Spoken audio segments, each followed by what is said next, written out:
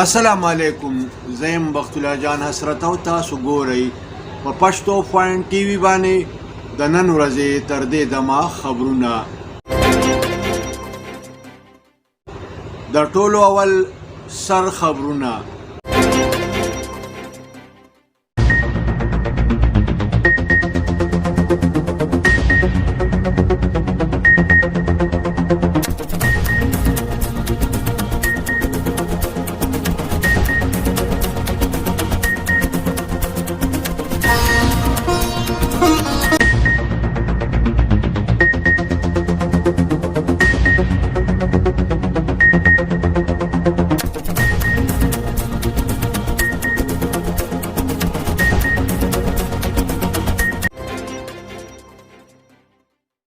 दोस्तों, अगरचे आपने हमारे चैनल को अभी तक सब्सक्राइब नहीं किया, सब्सक्राइब का रेड बटन क्लिक करके हमारे चैनल को सब्सक्राइब.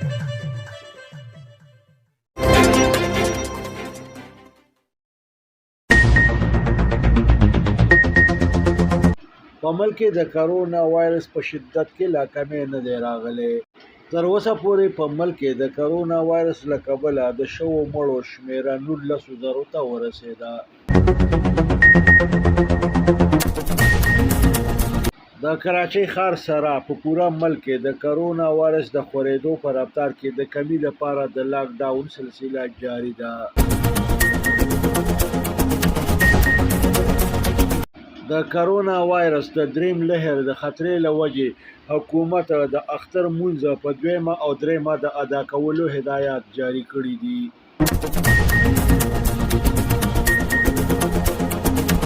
د بھارتي ریاستونو بهار او اتر پردیش په سنگم باندې د دریای ګنگا نه د 40 نه د زیاتو مړو په میلاوېدو باندې ویره خوره شوې ده.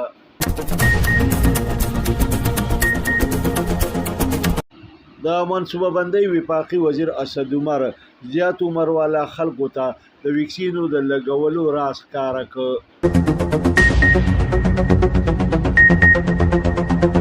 په سعودي عرب کې د اختر میاشت په نظر رانغله. اوس به په 14 مۍ په سعودي عرب کې اختر لمانځلی شي. وزیر اعظم عمران خان د خلکو د براه راست سوالونو د جوابونو په موقع باندې ویلي دي چې تر کومې پورې ژوندی ایمانو د نواز شریف خاندان به نه پرېږدم. وزیر خارجه شاه محمود قریشي ویلي دي چې عالمي برادرۍ له پکار دي چې په فلسطینیانو باندې د اسرائیل د ظلم نوټس والي.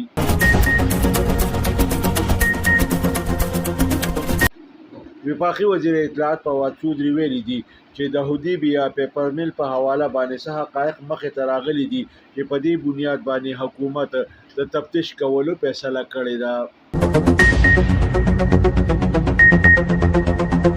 د فلسطین سفیر په قومي اسمبلی کې د اپوزیشن د لیډر او د مسلم لیگ نون د مرکزی صدر میاں شهباز شریف سره ملاقات کړی دی. په غزا کې په تش لاس فلسطینیانو باندې د اسرائیلو د حملو شمیره د 28 نه سیوا شوې ده.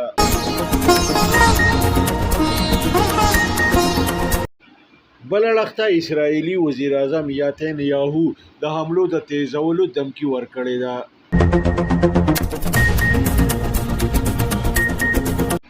OIC په تش لاس فلسطینیانو باندې د اسرائیلو د بدترینو حملو د عالمي برادرۍ نه د نوټس اخیستو غوښتنه کړې ده.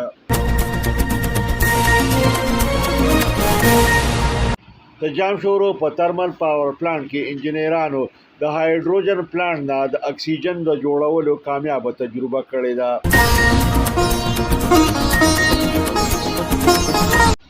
د روس په ښار ماسکو کې یو وسلوال ځوان په سکول باندې حمله کړې ده چې په نتیجه کې 12 کسان وژل شوي او 14 نور ژوبل شوي دي.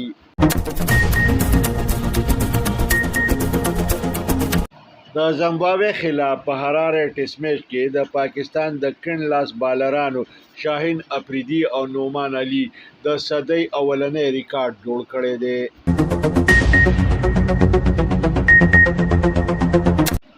په تیرو 24 غنټو کې یو ځل بیا په ملک کې موسم خشک پاتې شه، البته په اسمان باندې به کله خال خال او کله ګوري وریځې موجود وي.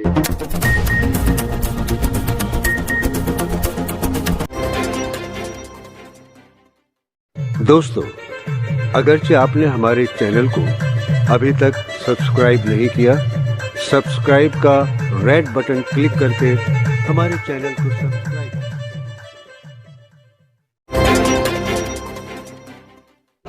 اوس د دې خبرونو تفصیل. د اطلاعاتو مطابق په ملک کې د کرونا وایرس په شدت کې لا کمی نه دی راغلی. په ملک کې تر اوسه پورې د کرونا وایرس له کبله د شوو مړو شمیره 19,000 ته رسیدلې ده. د سرکاري اعداد و شمار مطابق په تیرو 24 غنټو کې په ملک کې د کرونا وایرس 3,498 مریضان ریکارډ شوي دي. دغه رنګې د سرکاري اعداد و شمار مطابق په تیرو 24 غنټو کې کرونا وایرس په ملک کې 114 نور مړي کړي دي. د کراچۍ او لاهور ښارونو سره په پوره ملک کې د کرونا وایرس د دریم لهر د خورېدو په تیزۍ کې د کمی راوستو په لړ کې د لاک ډاون سلسله جاری ده. په تیرو 24 غنټو کې د لاک ډاون په سلسله کې دکانونه، مارکیټونه، هوټلې او بازارونه بند وو. په ضلع مردان کې د لاک ډاون یقیني جوړولو لپاره د انتظامیې افسران د شپې هم په بازارونو، مارکیټونو او پلازو باندې چاپې لګوي. په دې موقع باندې د دې سره په لوی تعداد کې پولیس نفري هم موجوده وي. د تحصیل تخبې ایډیشنل اسسټنټ کمشنر حاجی فرمان علي سره د پولیس نفري د کرونا وایرس د دریم لهر د تیزۍ کمولو لپاره په شیرګړ او جلاله کې په بازارونو، مارکیټونو او پلازو باندې د لاک ډاون یقیني جوړولو لپاره چاپې ولګولې.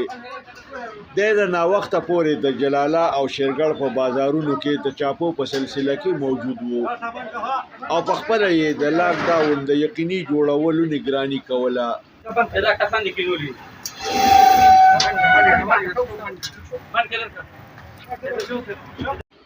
حکومت د کرونا وایرس د دریم لهر د تیزۍ کمولو لپاره د اختر د مونځ په 2 او 3 ورځ د ادا کولو هدایات جاری کړي دي. په دې لړ کې حکومت په خلکو باندې واضحه کړې ده چې د اختر مونځ په جمعاتونو کې د ایسوپي سره په کولاو ځایونو کې ادا کړی شي. د راغلو اطلاعاتو مطابق د بھارتي ریاستونو بهار او اتر پردیش په سنگم باندې اوبو د دریای ګنگا غاړې ته د 40 نه زیات مړي راوستي دي چې له کبله په دې ریاستونو کې ویره ترهه خوره شوې ده. دا منصوبه بندۍ وفاقي وزیر اسد عمر د زیات عمر خلکو ته د کرونا وایرس د ویکسینو د لګولو د راز نه پرده اوچته کړې ده. د ویلي دي چې د ویکسینو د کمی له کبله حکومت په اولنی فرصت کې د زیات عمر خلکو ته د ویکسینو د لګولو فیصله کړې ده. د راغلو اطلاعاتو مطابق په سعودي عرب کې د اختر میاشت ښکاره نه شوه. اوس به په سعودي عرب کې په 14 مۍ باندې ورکوټې اختر نمانځلی شي. وزیر اعظم عمران خان د خلکو براه راست د سوالونو له جوابونو په موقع باندې د یو سوال په جواب کې ویلي دي چې تر کمې ژوندی مالو د نواز شریف خاندان به نه پرېږدم. د زیاته کړه چې د اقتدار په موقع باندې د نواز شریف خاندان پوره ملک لوټلی دی او ما د دې خاندان نه د پای د اخیستو فیصله کړې ده. وزیر خارجه شاه محمود قریشي په عالمي برادرۍ باندې غږ کړی دی چې په فلسطیني مسلمانانو باندې د اسرائیلو د ظلم نوټس واخلي. د OIC نه هم په دې لړ کې د کردار ادا کولو غوښتنه کړې ده. د اسرائیل د ظلم خلاف امت مسلمه ته د متحد کېدو اپیل کړی دی. د اطلاعاتو وفاقي وزیر فواد چودري ویلي دي چې د حدیبیه پیپر میل په حواله باندې سنوي حقایق مخې ته راغلي دي چې د دغه په سبب باندې حکومت د تفتیش فیصله کړې ده. د زیاته کړې ده چې د PTI حکومت به د کرپشن د خاتمې لپاره د هر حد پورې د تلو نه دریغ نه کوي. د فلسطین سفیر په قومي اسمبلی کې د اپوزیشن لیډر او د مسلم لیگ نون د مرکزی صدر میا شهباز شریف سره ملاقات کړی دی. په دې ملاقات کې د دوانو مشرانو په فلسطین باندې د اسرائیلو په تازه ترین حملو باندې غور کړی دی. په دې ملاقات کې په تش لاس فلسطینیانو باندې د اسرایلو د حملو غندنه کړې ده. په غزا کې په تش لاس فلسطینیانو باندې د اسرایلو د حملو شمیره د 28 سیوا شوې ده. د دې حملو په نتیجه کې په ګڼ شمیر کې په شهیدانو کې 9 ماشومان هم شامل دي. وایي چې په دې حملو کې په ګڼ شمیر کې فلسطینیان جوبل شوي دي. بل اړخ ته اسرایلي وزیر اعظم یاتنیاهو د حملو د تیزولو دمکی ورکړې ده. د زیاته کړې ده که اسرایلو د خپل سالمیت دپاره ضرورت محسوس کړي نو حملې به نورې تیزې کړي. د جامشورو په ترمل پاور پلانټ کې انجینرانو د هایدروجن پلانټ نه د اکسیجن د جوړولو کامیابه تجربه کړې ده. د روس په ښار ماسکو کې یو وسلوال ځوان په سکول باندې حمله کړې ده. د دغه وسلوال د فایرنګ په نتیجه کې 12 کسان مړه او 14 نور جوبل شوي دي. راځئ چې وګورو د لوبو خبرونه. د حراره په ټیسټ میچ کې د زمبابوې خلاف د پاکستان د کڼ لاس بالرانو شاهین افریدي او نعمان علي نوی تاریخ جوړ کړی دی. دې دواړو بالرانو په صدۍ کې په اولني ځل باندې 15 لوبغاړي ښکار کړي دي او د ریکارډ حصه یې جوړه کړې ده. दोस्तों, अगरचे आपने हमारे चैनल को अभी तक सब्सक्राइब नहीं किया, सब्सक्राइब का रेड बटन क्लिक करके हमारे चैनल को सब्सक्राइब.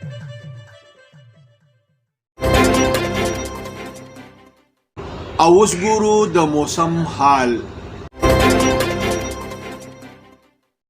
په تیرو 24 غنټو کې یو ځل بیا په ملک موسم خشک پاتې شو. البته په اسمان باندې به کله ګوري او کله خال وریځې موجود وي. د محکمه موسمیاتو د پیشنګویۍ مطابق پر روانو 24 غنټو کې یو ځل بیا په ملک د خشک موسم امکان دی، خو په اسمان به کله خال او کله ګوري وریځې موجود وي. د سره د نن ورځې خبرونه پای ته رسي. ښاد او آباد اوسئ. د لوی الله په امان. کتونکو پښتو فاین ټي وي سبسکرایب کړئ، دا ټلۍ په بټن ګوته کېدئ او دغه رنګې دا خبرونه کتنه د خپل ژوند معمول وګرځوئ.